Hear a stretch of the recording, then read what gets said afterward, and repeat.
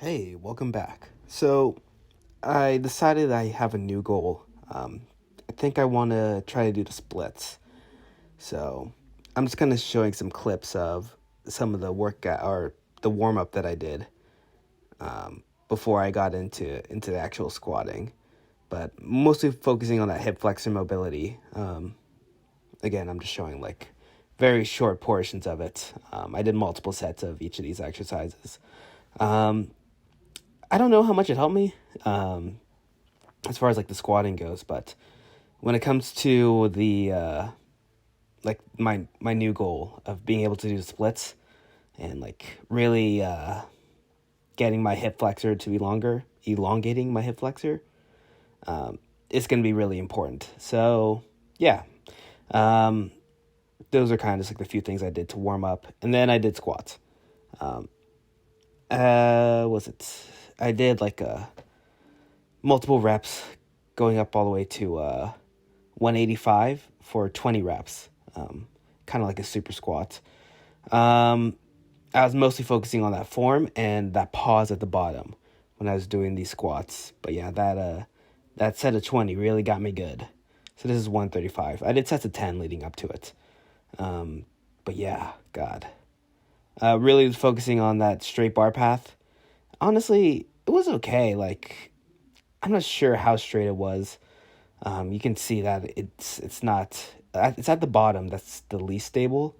At least I have really good form. I'm getting all the way down. And I was really focused on my breathing and that controlled descent, and keeping that constant, like keeping my knees from caving in the entire time. It's when I get to the bottom of the rep that my knees tend to be at the most susceptible to caving in.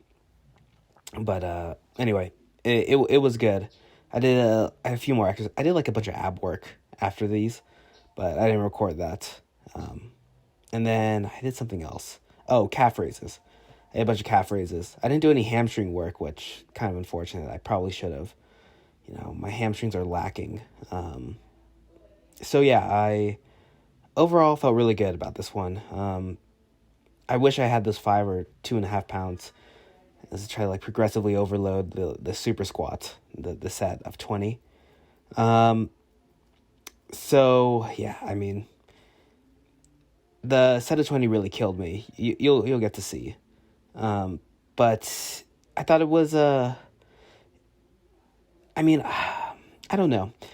I wish I could like progressively overload a little bit more, with those 2.5 and 5 pound, you know, as I get all the way up, because doing this at 225, it would just be so tough. I think I could do it, but unclear exactly how well I'd be able to do it. I do think that I have a problem of overtraining, especially when it comes to my hip flexors. So, I'm not gonna. I'm only trying to do like a set of 20, like maybe once or twice a week.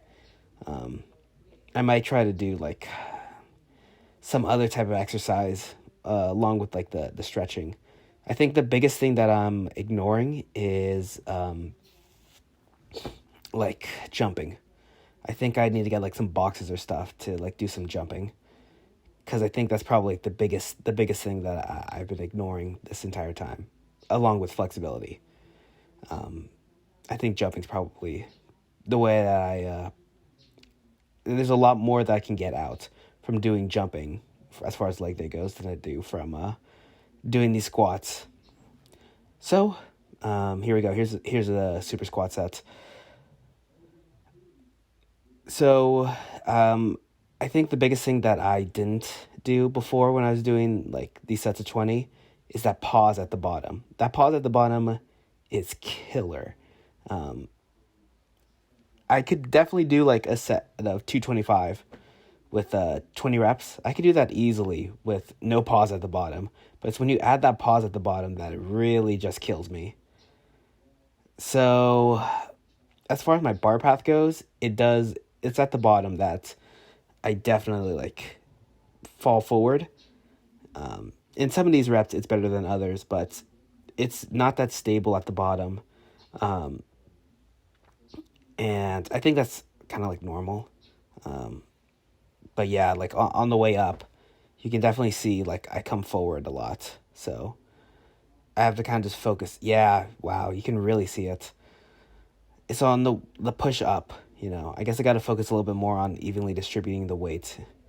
Maybe like drive through my heels a little bit more because, yeah, wow, it looks like the letter D. If I drew the bar path, it does look like the letter D at the bottom consistently every time. Wow, that's fascinating to look at. Okay, so that's a good thing that I'm realizing, something I can take into account, because these little things right here, like on these like sets of 20, you know, it becomes like a much bigger issue when it comes to those like um like when I'm trying to max. That's going to be like a lot bigger issue when there's a lot more weight on the bar, clearly. But wow, that is fascinating. Um, I do not this one, but like whenever like I'm lifting, I do go over these, but usually like the last set, or like I don't really go over, and I kind of just move on to the next exercise.